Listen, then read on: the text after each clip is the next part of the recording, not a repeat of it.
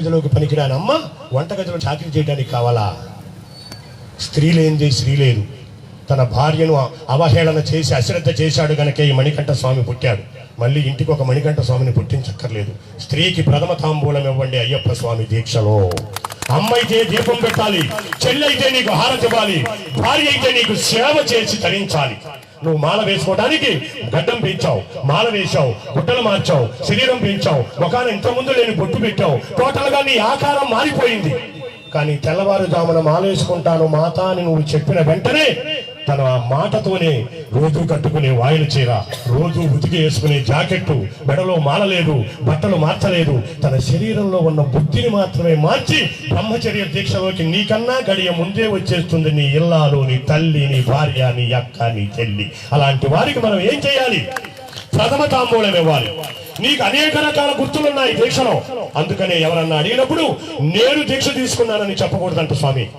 మేము దీక్షలో ఉన్నాం అంటే ఇంటికాడ ఒక మనిషి కూడా ఉన్నది. జగద్గురువులైనటువంటి రామకృష్ణ పరమహంస తను దీక్ష వహించి బ్రహ్మచర్యాన్ని స్వీకరించడానికి ముందు పరిగెత్తుకుని ఇంటికి వచ్చి తలారా స్నానం చేసి మెట్ల బజారులో ఉన్నటువంటి రోడ్డు మీద నుంచుని సూర్యుడిని చూస్తూ, నాకు నేను చెయ్యొచ్చు శారదాంబ, కానీ బ్రహ్మచర్య వ్రతం నీతో అనుమతితో మాత్రమే కుదురుతాది, అందుకని నా తల్లిగా నన్ను అనుగ్రహించని పాదాల మీద పడ్డాడట. ఆ మాట విన్నప్పుడు వదిలిపెట్టిన కురులు ఆ జన్మాంతం శారదా పరదేవత జడ ఎరబోసుకునే మనకు ఫోటోలో కనపడుతుంది. రామకృష్ణ పరమహంస భార్య తల్లి అయిపోయింది బ్రహ్మచర్య దీక్షలో. అలా నీ భార్య ఏమవుతుంది? మాత అని సంబోధిస్తున్నావు, తల్లి అవుతుంది. బిడ్డ, మాల వేసుకున్నవాడు నాకు బిడ్డ. ఎంతకాలం? మండల కాలం.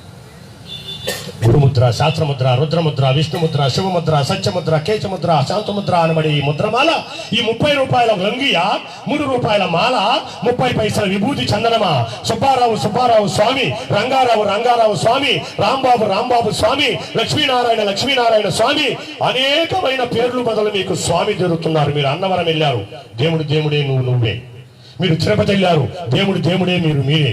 మీరు సత్యదేవుడి దగ్గరికి వెళ్ళారు, సింహాచలం, దేవుడే మీరే. మరి ఈ 30 రూపాయల లుంగి కట్టి 3 రూపాయల మాల వేసి విభూతి చందనాలు పెట్టుకుంటే నిన్నటి దాకా తిట్టిన అమ్మ, నిన్నటి దాకా పొగిడిన నాన్న, నిన్నటి దాకా 3 రోజులు అవుతుంది వెళ్ళాడు, వచ్చాడు, గేటు తీశాడు, పెట్టవే వచ్చాడుగా కొడుకు అని చెప్పి తిట్టే నాన్న వాళ్ళ కొడుకుని వాళ్ళ అమ్మ నాన్నే తిడతంటే ఈడి పిల్లలు చూసి ఆ ఇంట్లోనేమో కొడుకు రాగానే ఎదురెళ్ళి కాళ్ళకి నీళ్ళు ఇస్తున్నారు, మా ఇంట్లోనేమో మా నాన్న రాగానే మా నాయన ఎందుకు ఇలా తిడుతుందని తండ్రిని అడగలేక, తాతను మాట్లాడలేక, ఏమిటో మా నాన్న తప్పని తన మాటను తనలోనే పెట్టుకుని ఒక సమయానికి నాన్న పక్కింటి పిల్లలందరూ స్కూల్కి వస్తున్నారు, నాన్న వాళ్ళ అబ్బాయిలు వాళ్ళ నాన్న తీసుకొస్తున్నాడు, జారిపోయే వాటర్ బాటిల్ని పైకెత్తి చిన్న కన్నా 4:40 వదిలి పెడతారు, నేను వచ్చేప్పటికి 5 అవుతుంది, రోడ్డు దాటపాక అక్కడే ఉండి నేను వచ్చి తీసుకెళ్తానని రోజు వాళ్ళ తల్లిదండ్రులు వచ్చి బిడ్డలను తీసుకెళ్తున్నారు నాన్న. కానీ మేము 9 నుంచి 10కి వచ్చాం, 6వ తరగతి నుంచి ఇప్పటి వరకు ఒక్క రోజు కూడా నన్ను స్కూల్ నుంచి తీసుకురాలేదు. మేము నువ్వు వచ్చేటప్పటికేమో మేము నిద్రపోతాం, నేను లేచేటప్పటికేమో నువ్వు వెళ్ళిపోతావు. ఏంటి నానా నీ ఉద్యోగం అని చెప్పి తల్లినో తండ్రినో అడుగుతుంటే వీడికున్న దుర్వ్యసనాలు చెప్పలేక, నేను ఫలానా ఉద్యోగం చేస్తున్నానమ్మా, ఎయిర్ ఫోర్స్ అమ్మా అంటే గాలికి తిరగటం, ఎయిర్ ఫోర్స్ లో ఉన్నానమ్మా అని చెప్పలేక తల వంచుకుంటే ఇలాంటి భర్తను కట్టుకుని తన కన్న బిడ్డల చేతే ప్రశ్నింపబడుతున్నానని చెప్పి భార్య పౌడి చెంగు తడిచిపోయి ఉంటుంది. ఇప్పుడు ఎందుకు? కన్నీళ్లతో భర్తను అదమాయించలేక, పెరిగే బిడ్డలకు సమాధానం చెప్పలేక, తల్లిదండ్రుల యొక్క కోపానికి గురై వాడింట్లోనే వాడు దొంగతనం చేసే స్థితిలో ఉన్న ఎంతో మందిని ఒక ఫైనల్ మార్నింగ్ వాడి మనసు మారి గురుస్వామి దగ్గరికి వెళ్ళి చండపగిరిపేట శివాలయంకు రంగడగుడిలో ఉన్న అయ్యప్ప స్వామి గుడికి వెళ్ళి గురుస్వామి మాలవేయమని అడిగితే గురుస్వామి తన శక్తిని దారపోసి తన ముందు నుంచున్న వాడిని బిడ్డగా తలిచి గురుముద్ర, శాస్త్రముద్ర అనబడే 108 పూసలు కలిగిన మాలని మెడలో వేస్తే నిన్న తిట్టిన నాన్న, నిన్న తిట్టిన అమ్మ, నిన్న ప్రశ్నించిన తండ్రి నిన్నటిని మర్చిపోయి గేటు తీసి నీకు హారతులిచ్చి స్వామి వస్తున్నాడు, దేవుడు వస్తున్నాడు, మనిషి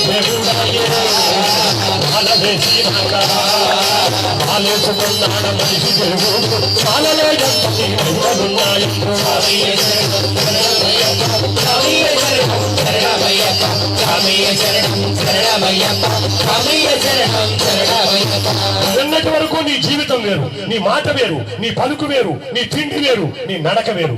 కానీ తెల్లవారుజామున ఒక్కసారి నీ మాట నడక అన్ని మారిపోయాయి. స్వామి అనగానే ఒంటిలో ఎన్ను పూసలో చలి బయలుదేరతారు.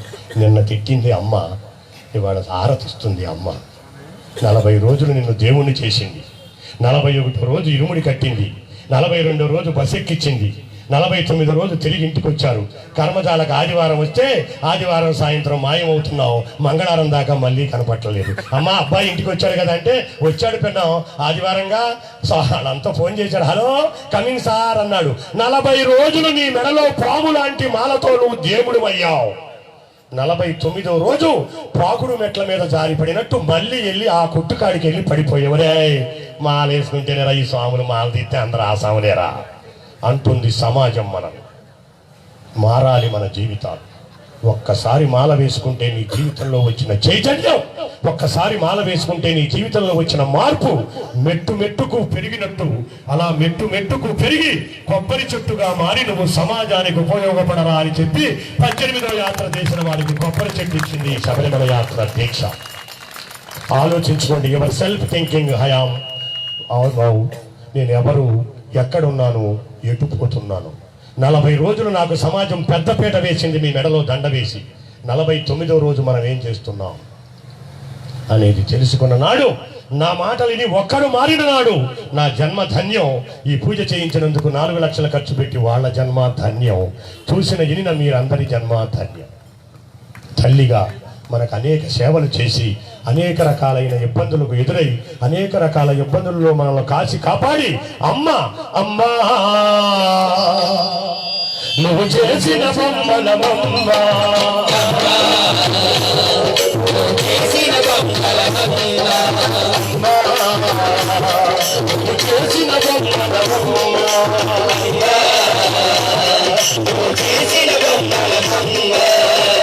నాడు నీవు తిన్నావమ్మ,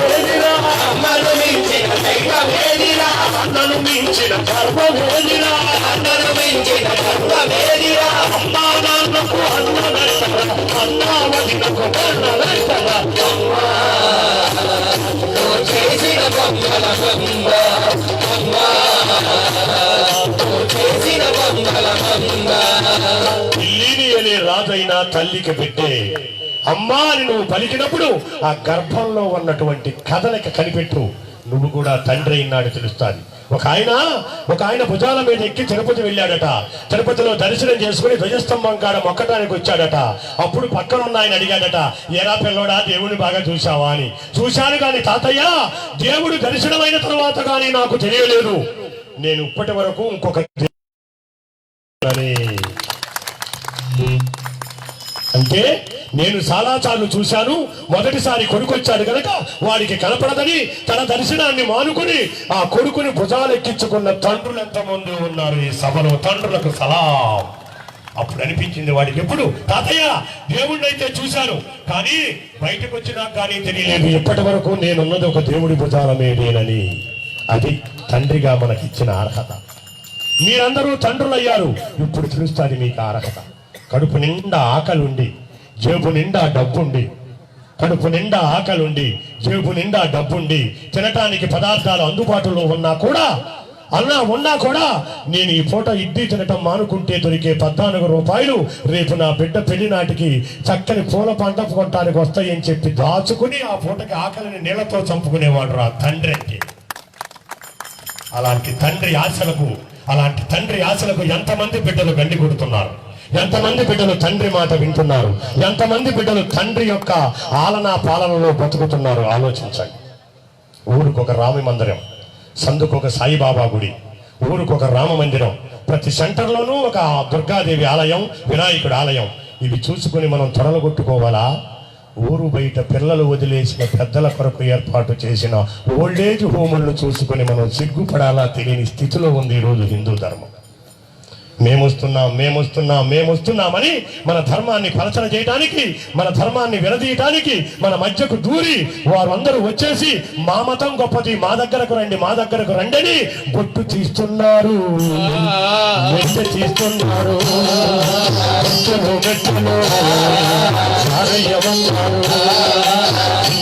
ధర్మాన్ని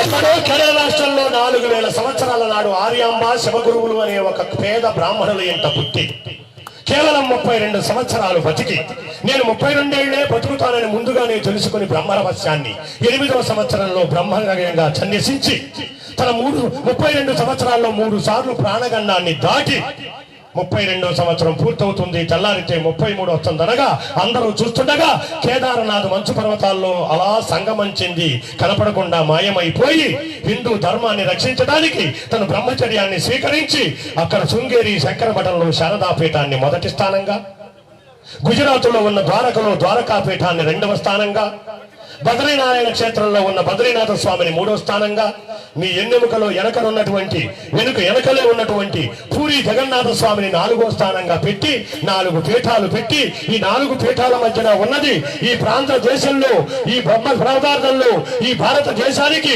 పూజ గది లాంటిదిరా మా భారతదేశం అని చెప్పి మనం హిందువులుగా బతకడానికి స్వేచ్ఛనిచ్చి ఇలా మైకులు పెట్టి మనం మాట్లాడుకునే స్వేచ్ఛను మనకిచ్చి తను మాత్రం 32 ఏళ్లకి అంతరించిపోయారు. ఎవరు? జగద్గురువులైన శ్రీ శ్రీ శ్రీ శ్రీ ఆదిశంకరాచార్యుల వారు. ఒక్కడి పట్ల తప్పట్లు కొడితే ఏమవుతుందో పట్టుపోతే ఏమవుతుంది. ఎమ్మెల్యే గారు రోడ్డు వేస్తారనగానే బాధ చేస్తారనమాట. ఈ ఎమ్మెల్యే గారు వేసిన రోడ్డు మీద మనం నడవాలి అంటే, మనం ఉండాలి అంటే, హిందూ ధర్మం బతకాలి కనుక ఆయన చనిపోయి మనల్ని బతికిచ్చాడు రా జగద్గురువులైన శంకరులు. ఎంతమందికి తెలుసు జగద్గురువుల శంకరుల గురించి చెప్పండి. మా మనవడు అడుగుతాడు, తాతయ్య ఎందుకు తాతయ్య రోజుకొకసారన్నా శంకరు ఆ తాతయ్య గారి ఫోటోలోకి వెళ్ళి మా తలకాయ ఇట్ట పెట్టుకుని బాధపడతావు అంటే, నీ మనసులో ఉన్నది నాకు చెప్పుకో, నీ బాధను నేను తీరుస్తాను రా, హిందువుగా పుట్టావు, నాకు బంధువై బతకరా అని చెప్పాడు శంకరులు. మనం హిందూ అనేవాడు ఇంట్లో ఉండవలసినవి నాకు తెలిసి 2వ ఫోటోలు మిత్రులారా. ఒకటి మీ కన్న తల్లిదండ్రులది, 2వది జగద్గురువులైన శంకరులది ముఖద్వారం మీద పెట్టుకోవాలి. ఎంతమంది ఇంట్లో ఉన్నదో మీరే ఆలోచించుకోండి గుండె మీద చెయ్యవేసి.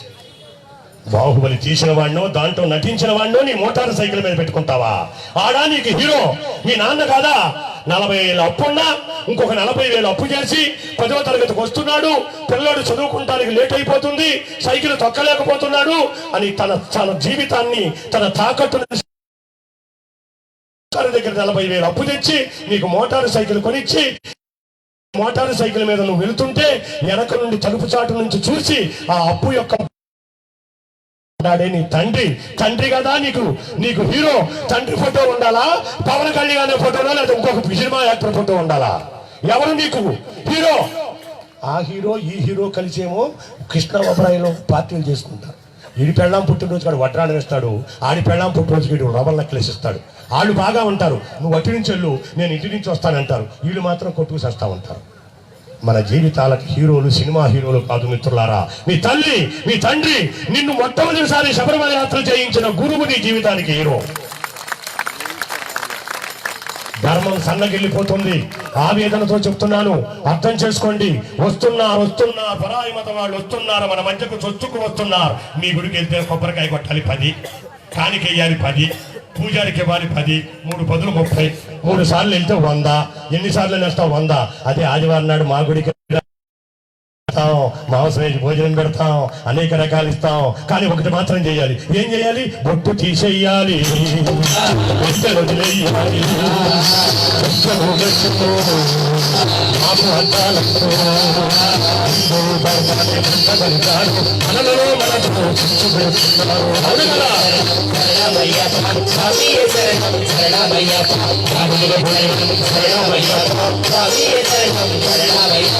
హిందూ ధర్మంలో లేనిది ఏమున్నదని మిత్రమా పరుగులెత్తుతున్నావు? నీ ధర్మంలో లేనిది ఏమున్నది? ఆ మతంలో అనేక రకాల సూత్రాలు, అనేక రకాల కాంట్రాక్టులు. పురుషుడు స్త్రీ ఒకటవటానికి వేరే అక్కర్లేదట. ఇద్దరు కలిసి అగ్రిమెంట్ రాసుకుంటారట. ఒకే క్వార్టర్లో ఉంటారట. ఎవరికి ముఖం వచ్చినా రెండో వారికి అగ్రిమెంట్ చించేసి వెళ్ళిపోతారట. వాళ్ళ కల్చర్ అది. కానీ మన హిందూ వ్యవస్థ పావలా పసుపు, 10 రూపాయల తాడు, 350 రూపాయలు పెట్టిన చిన్న మంగళ సూత్రం అనబడే చిన్న బంగారు రేకు. పురుషుడు నిలబడి స్త్రీ కూర్చుంటే తెర మధ్యలో పెట్టి తెర తీసి మాంగళ్యం తంతునానేనా మమ జీవన హేతునామని చెప్పి మంత్రం చదువుతుంటే, మంత్రం చదివేటప్పుడు వేసిన మొదటి ముడికి తల్లిదండ్రులను, రెండవ ముడికి అన్నదమ్ములను, మూడవ ముడికి ఇంటి పేరును గోత్రాన్ని మార్చుకుని మీ వెంట వస్తున్నారే త్రిమూర్తులు. వాళ్ళు మన జీవితాలను ఉద్ధరించిన మహాదేవతలు. బియ్యంలో నుంచి రాళ్లు వేరు చేయవచ్చు, అన్నంలో నుంచి గంజిని వేరు చేయవచ్చు, ఇసుకలో నుంచి తైలాన్ని వేరు చేయవచ్చు, బంగారంలో నుంచి రాగిని వేరు చేయవచ్చు, కోడిగుడ్డులో నుంచి పిల్లను వేరు చేయవచ్చు. కానీ ఒక్కసారి రెండు కలిపి మద్దన చేస్తే జీవితంలో ఏ సైన్సు విడదీయలేనిది, ఏ ప్రొఫెసరు వేరు చేయలేనిది జీలకర్ర బెల్లము అనే 2 పదార్థాలను కలిపి మస్తకం అనే బ్రహ్మరంధ్రంలో తమలపాకుతో పెట్టి తెర తీసి ఒకరి ముఖంలోకి ఒకరు అరాఘడియ చూసుకోవాలట. అంటే 1.5 నిమిషం చూసుకోవాలట. తీసినప్పుడు పురుషుడు చూస్తాడట, నువ్వా నా జీవితాన్ని ఉద్ధరించి నన్ను ఒక ఇంటి వాణ్ణి చేసి ఒక సమాజంలో ఒక బిడ్డకు తండ్రి చేయటానికి వచ్చిన దానివి నువ్వా? ఎంత త్యాగం చేశాడు మీ నాన్న. బంగారం దానమిచ్చారు, ఆవుని దానమిచ్చారు, భూమిని దానమిచ్చారు.